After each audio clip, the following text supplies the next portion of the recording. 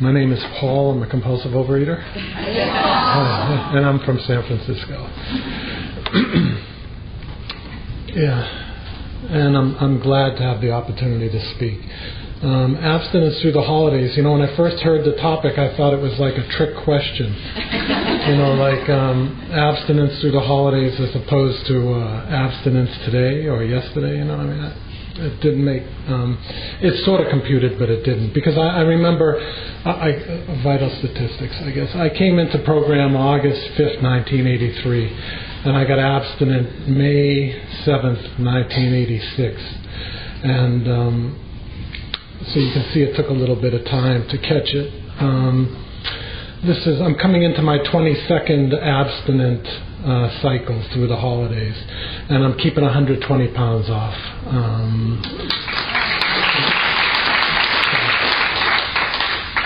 The number's not so important, I guess, is that it's a normal weight, and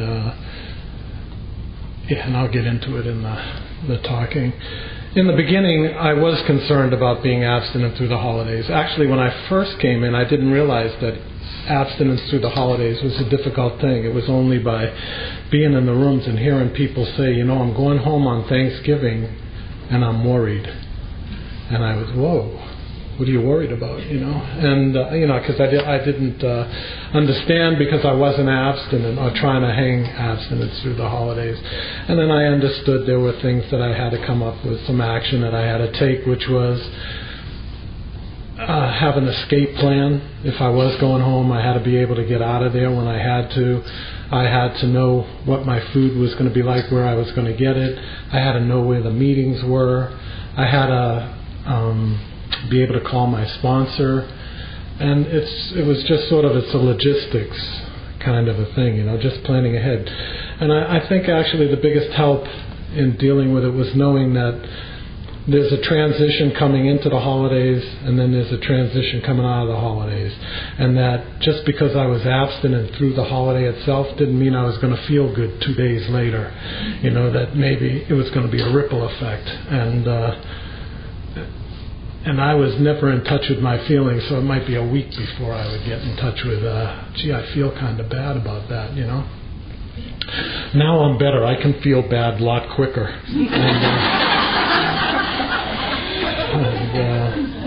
And I've got this program to thank for that,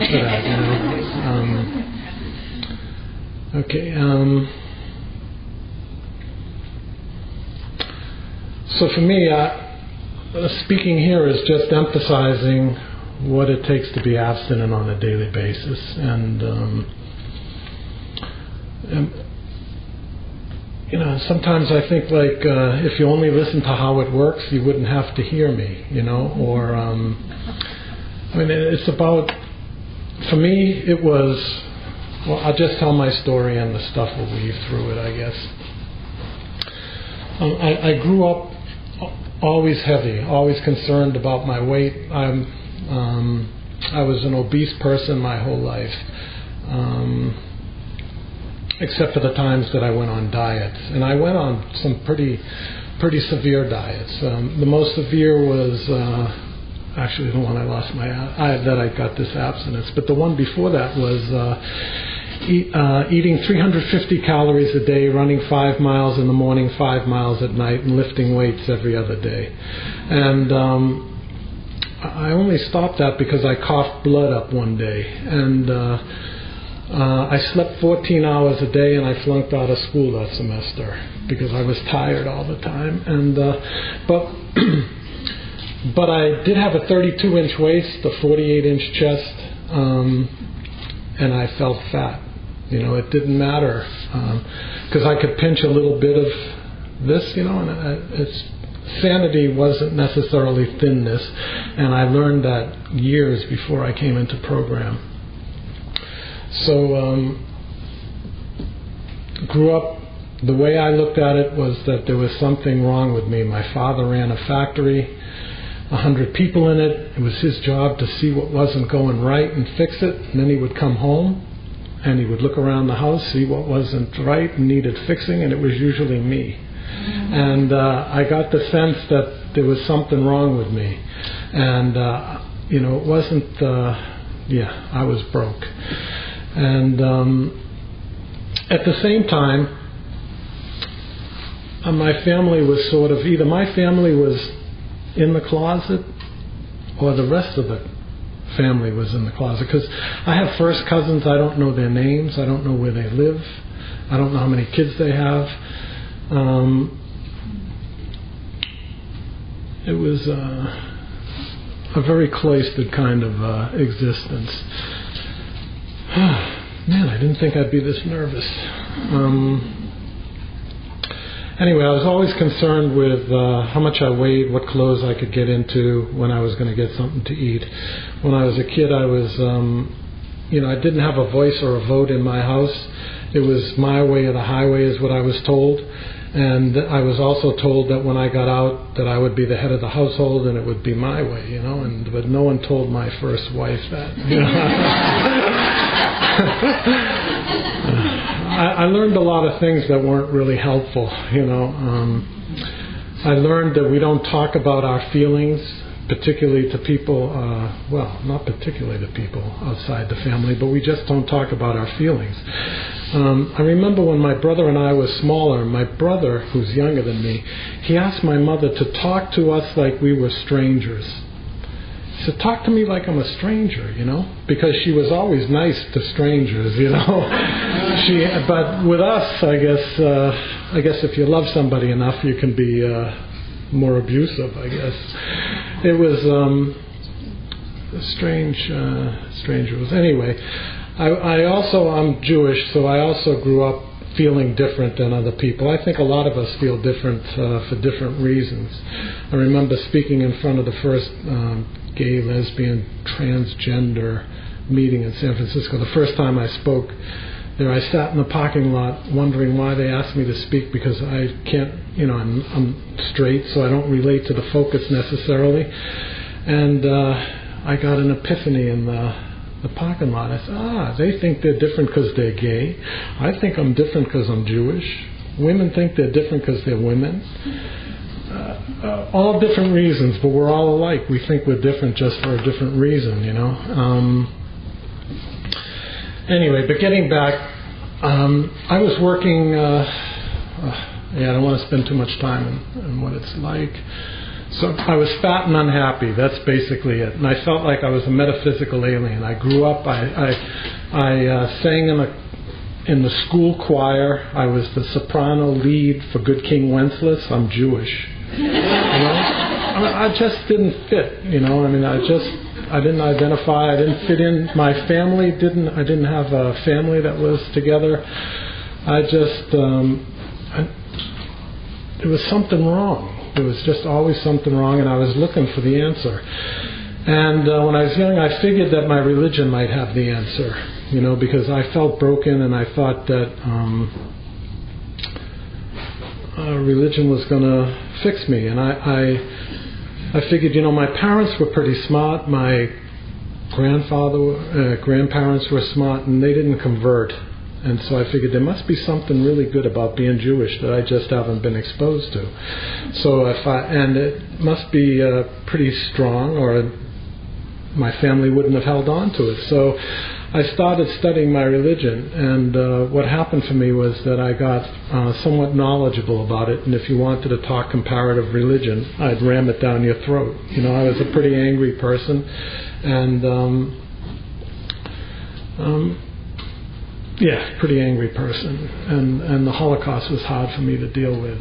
So was the Inquisition and the Crusades and the pogroms. But the Holocaust was I was born during that time. And I remember, so anyway, I was angry with God. Great. So it works out that I get a job in Madrid, Spain. My dream job, a 3-year tour. And I hired a fellow. I was working for a large company. I ran a small office. I hired a recovering alcoholic who happened to be an electrician. We were doing construction. And I didn't hire him because he was a recovering alcoholic. I hired him because he was an electrician. And but as soon as he got there, I could see he had what I wanted. I had studied with rabbis 3-4 days a week. That's what I did for 10 years before I came to program. And trying to find the truth of the universe so I could fix myself. And this fellow had what I wanted. And after a week of working with him, I said, what kind of a spiritual path are you following? And he said, I'm following the 12 steps and 12 traditions of Alcoholics Anonymous. And I had never heard of a 12-step program, so he gave me a big book and a 12 and 12. And this was August of '83, so my family had left just before he got there to set up for the school year in September, and I was staying through the end of. I was staying another 8 months, and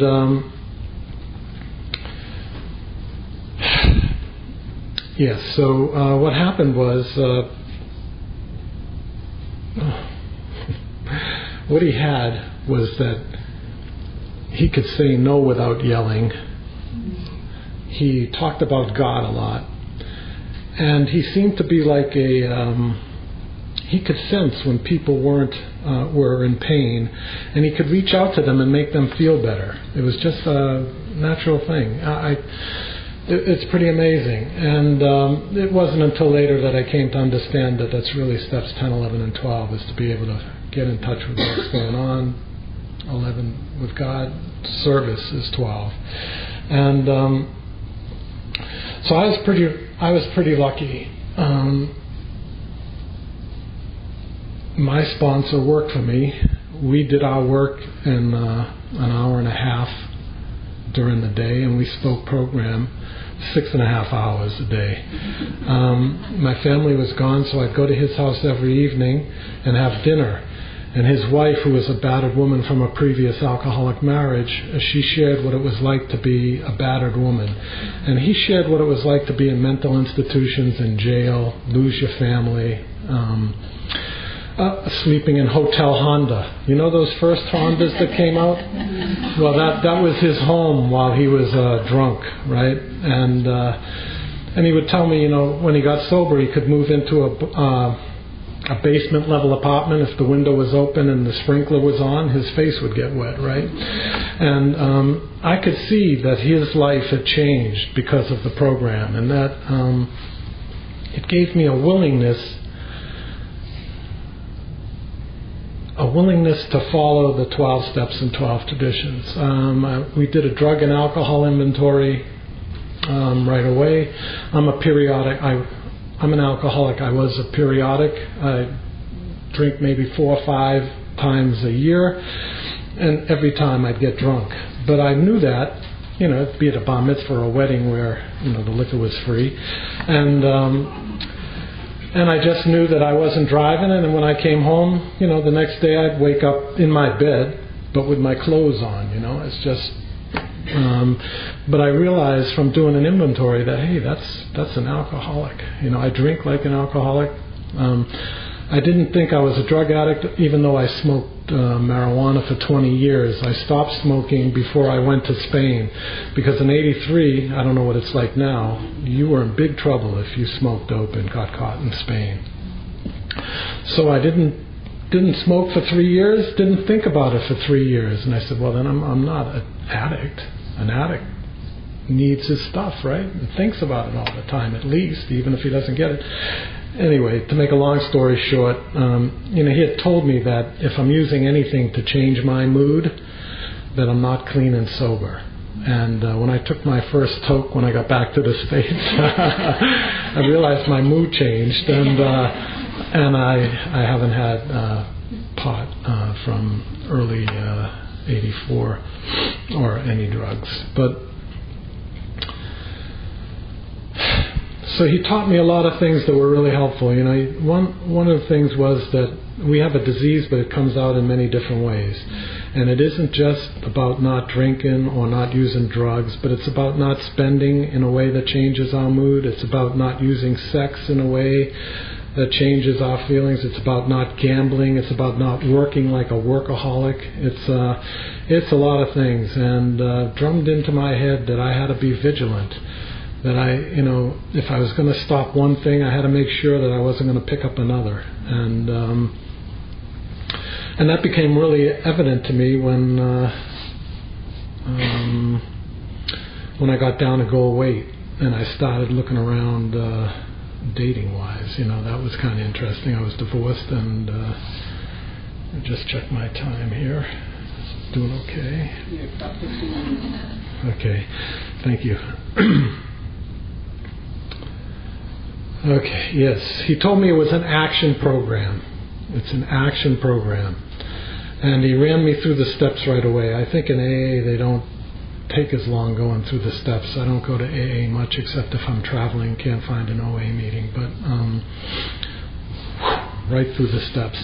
And he could tell, I was in Madrid, like I say, and I take the train in I lived in one part of the city, I take the train in on the outskirts to the center of the city, and I'd get angry, and I feel like these were the trains that took the Jews to the camp.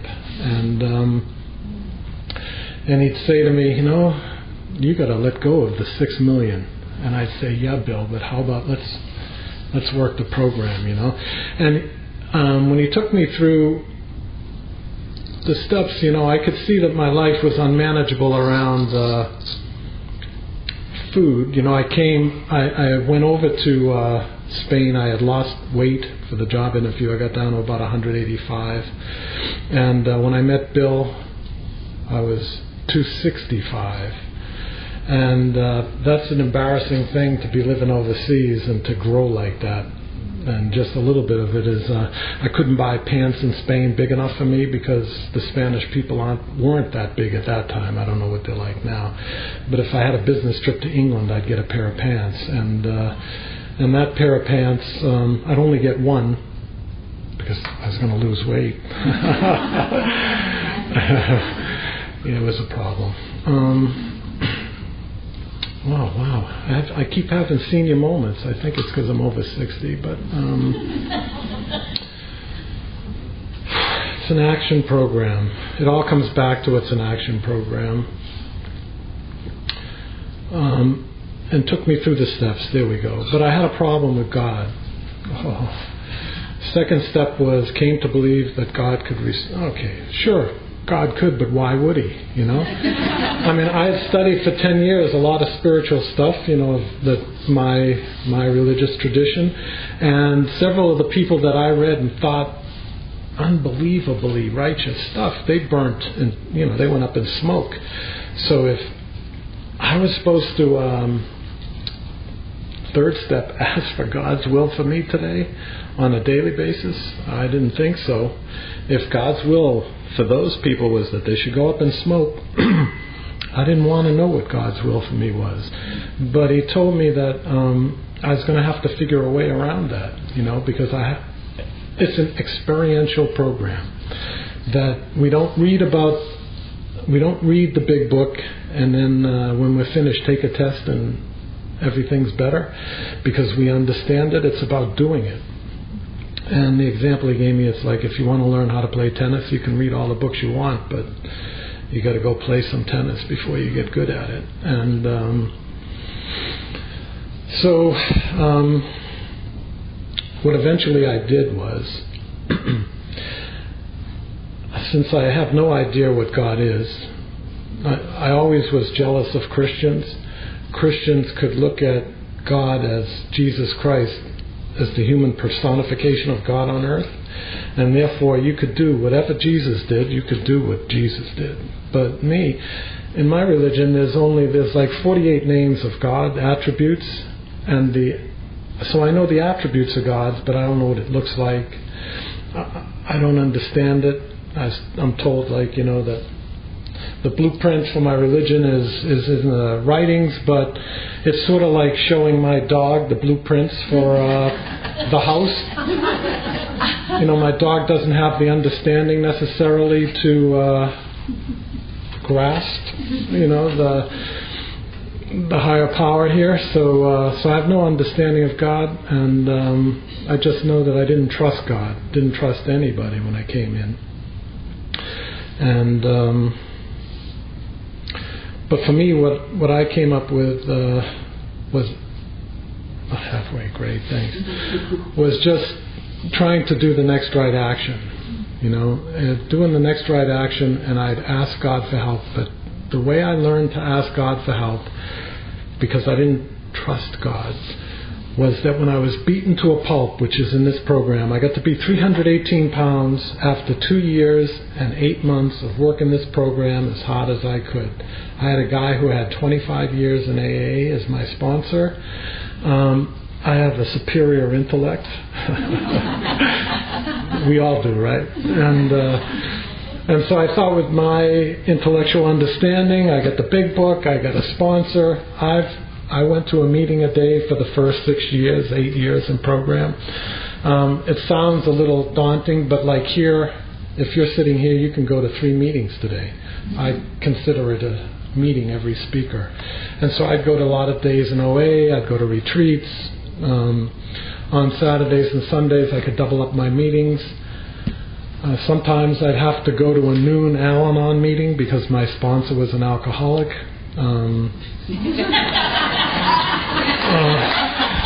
It's true. I mean, no one's perfect. Get into that. Yes, it's really important to have a sponsor. And I learned something really important about my sponsor. He would tell me about his stories.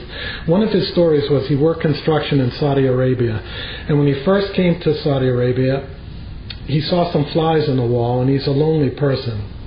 I'm the loneliest person in the world, and I'm my bottom line, and I'm not good enough at whatever it is I'm doing. Those are my 2 big things. And he was the loneliest person in the world. He's telling me these stories. I never understood why he was telling me these stories in the beginning.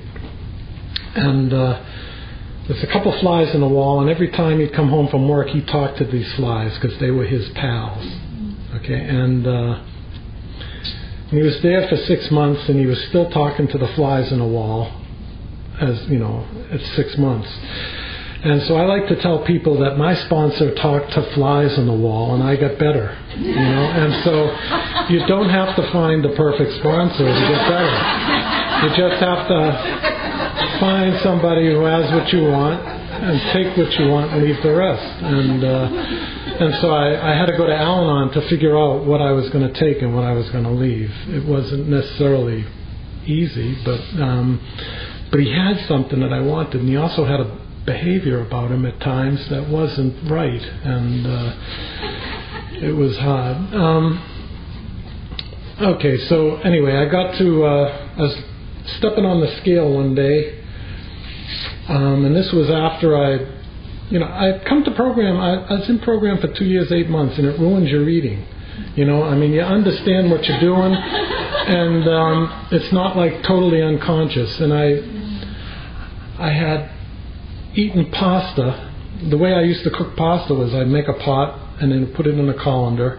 I'd take out some for whatever I was eating right now, and then when I wanted more, the colander would solidify, so I would take a butter knife and I'd cut it into 4 pieces, and I'd stab 1/4 of it and put it on my dish, take the cold tomato sauce and pour it on, and go back to wherever I was sitting and eat again, And so I passed out. I thought I was tired because I was working hard, but I'd pass out after I eat. And when I'd wake up, I could see that my first thought was colander and tomato sauce. I could see I was insane, and that it was truly unmanageable.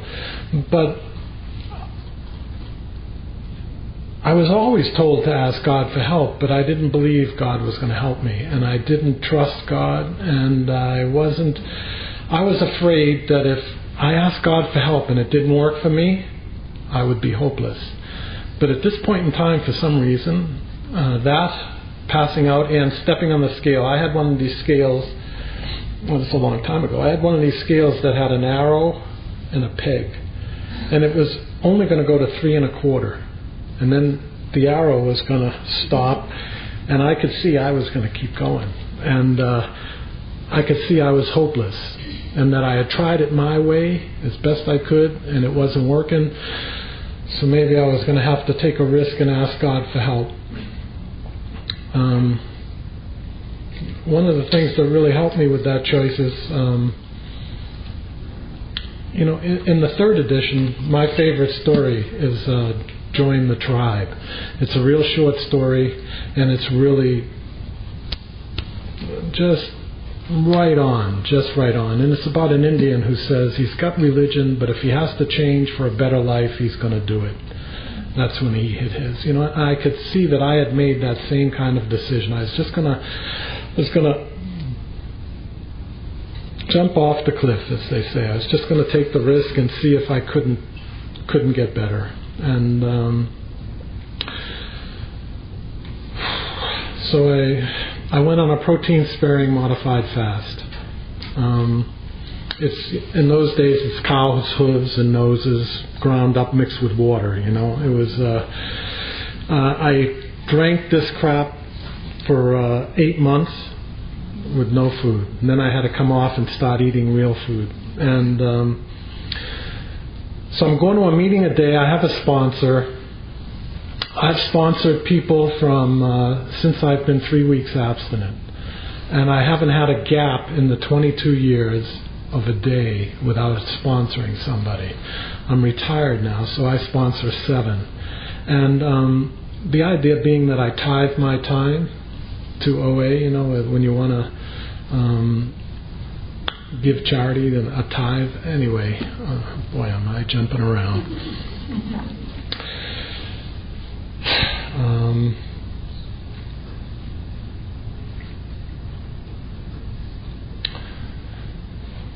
So I guess I always fall back to action when I'm not sure where I am, because it is an action program. It's so I was willing to write my food down. Oh, that brought it back. I put it in a check register. I knew what my metabolism was. I'm an engineer. I knew what my metabolism was because I ate only 800 calories a day for 8 months. And so when you lose weight over a period of time and you're eating a certain amount of calories, you can tell how many calories per pound it takes to maintain your weight. And so I'd write these calories in a checkbook register. And another action that I was taking was exercise. They had a thought of making exercise a tool. I think that would have been a great idea, just me, but the majority, I guess, didn't. I found exercise to be really helpful. Really helpful. So I was out riding a bike. I ride a bike today. In fact, I've had both my hips replaced. I've had a number of things as a consequence of being morbidly obese. I lost my gallbladder. I didn't lose it. They had to take it out. Both my hips are replaced within the last couple of years. In fact, this is the first full year after after a portion of a year of recovery. I started. Like I say, I write things down. So I started keeping track of the tandem miles my wife and I do. We ride a tandem bicycle. So this month we've got 3,000 miles this month. We're averaging 300 miles a month. And the idea is that if I try and do 2.5 hours of exercise a week. There was a study done that showed people live better and healthier if they do 2.5 hours of exercise a week.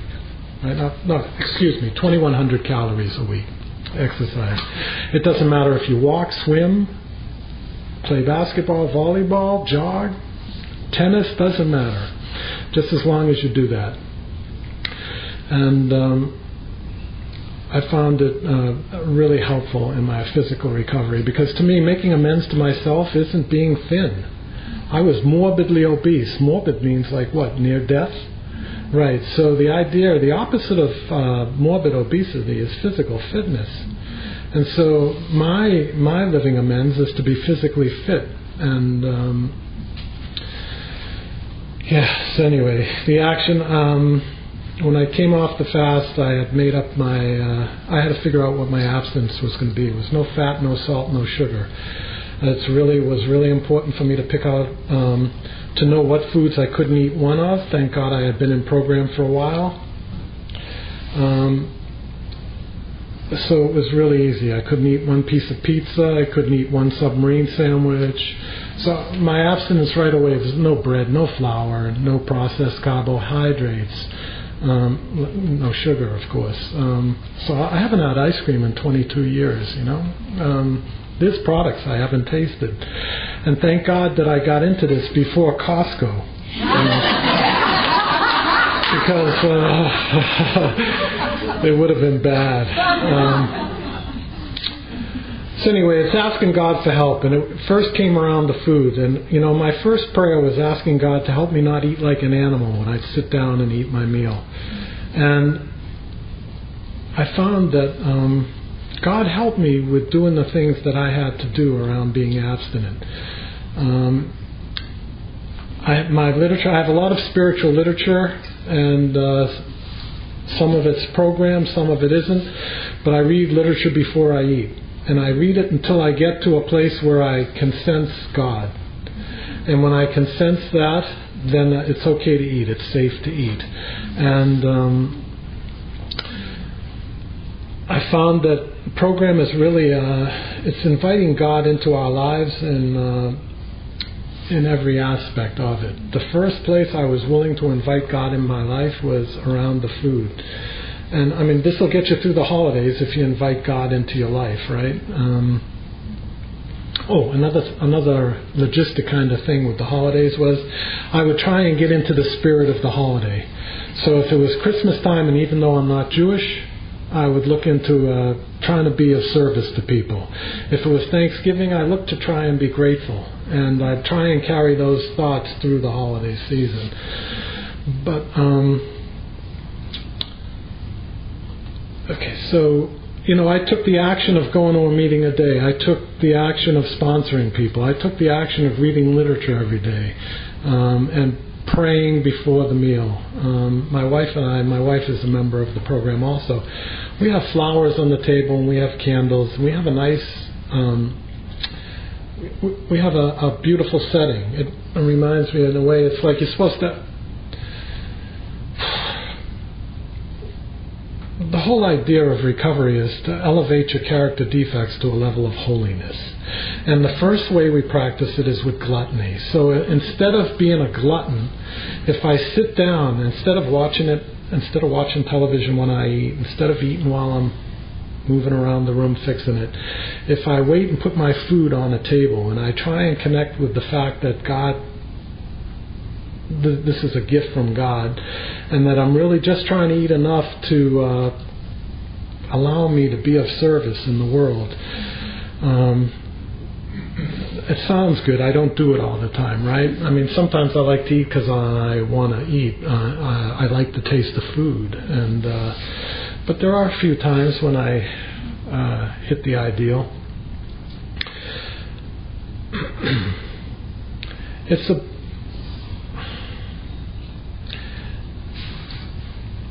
I threw myself into studying the steps. You know, the decision to make. The third step is really just a decision to work my way through the steps. And I worked as hard as I could. And what I found was that it's really just training for a 10th step. The way that I stay in contact with God is 10, 11, and 12. 10 is really steps 1 through 9. If I'm constantly going to step meetings, if I'm constantly working with sponsees and working the steps, I get in touch with my character defects. And when I do that, I realize I need God's help with them, just like I needed with the food. I know when I got to be a year, I was told I shouldn't date until I was a year at goal weight. And I came into program, I was 38, I got divorced shortly after. I was 2 years, 8 months in program. I wasn't dating. And then it took me 8 months to lose my weight, and I wasn't dating. And then I waited a year and 4 months. And my first date was unbelievable. I was driving down Market Street in San Francisco towards the ferry building, and you can't take a left on Market Street. And I took this woman, we either went out to eat or we went to the movie, I forget, it's so long ago. And we were going to do the other thing next. And I was, woo, you know. Oh, okay, so I was beside myself, waiting to take a left at a no left. I see that, I can't take a left, so I went straight to the next light, waiting to take a left where you can't take a left.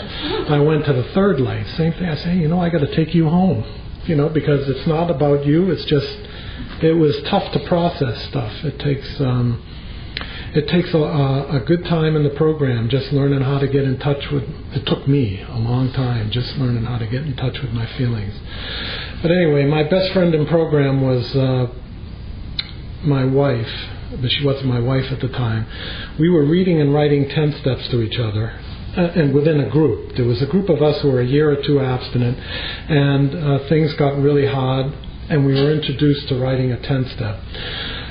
So she became my best friend, even though I didn't see her much because she went to different meetings than I did. But I had a desk job, and she could call me during the day when she was wanted to read her 10-step. And so one day I got attracted to her on a physical level. I decided I wanted to date her. But I was afraid to move on that because my previous experience with dating was that if I had a physical relationship with a woman, not that I had that many, and then I stopped, I really didn't remain friends with this person. And I was kind of a lonely person, and she was my best friend. So I was kind of concerned that I don't know if I want to start moving in that direction. And it was wonderful. I had been at a day in OA, and one of these guys who was a star in OA at the time had 180-pound weight loss for 10 years. And there's a lot of sexual energy in the rooms, He was talking about how when he was at retreats, he had to figure out, he would say, it's not enough to know what your character defect is. You have to practice the spiritual opposite of this. And so he was dealing with lust. Because when he was on these retreats, all these women would proposition him, and he was, he's thin, he used to be morbidly obese, now it's kind of fun to think of that, right? And so he was dealing with lust, and he suggested that the opposite of lust was purity of intent. And, does that mean anything to you? It didn't necessarily ring bells for me, but what he was telling me, he told a couple hundred people that purity of intent for him was if he knew the woman's name from yesterday, he could sleep with her today. And I said, my religion didn't say that was the acceptable thing. But it doesn't matter. What he was a mirror for me. He let me see. It let me bounce my values off of that. Thanks, I see that. I gotta hurry up. And so what I did was I went home and I wrote about what purity of intent meant for me. And purity of intent was that one of the Hebrew names for God, one of those attributes is makom, which means place. And so what you're supposed to realize what I'm supposed to realize as a Jewish person is that it doesn't matter what place I'm in, God's there. Okay? And so I called my wife, in my mind, I gave her a Hebrew name. And the Hebrew name is Bat Yah, which means a daughter of God. And so for me, purity of intent was that if I realized God was standing in the room with me and his daughter, and I was willing to put my hand on her, then it would be okay. And things went really slowly. But it was probably the biggest growth experience I've had in program. I've never invited God into my life in a more intense way than that, even on the food. And what I've learned through that is that if I keep doing the things that I've been doing on a daily basis, keep trying to invite God into my life through working steps 10, 11, and 12, then it doesn't matter if it's Thanksgiving or Christmas or New Year's. I'm going to still be able to be in touch with the spiritual feeling that fills the hole, that allows you to not have to eat in a way that's like an animal. And it's what keeps me coming back. I do service at 3 different meetings, and I probably I average 5 meetings a day now that I don't need it so much. So, I mean, not a day, a week. Okay. So anyway, I appreciate a chance to share. Thanks.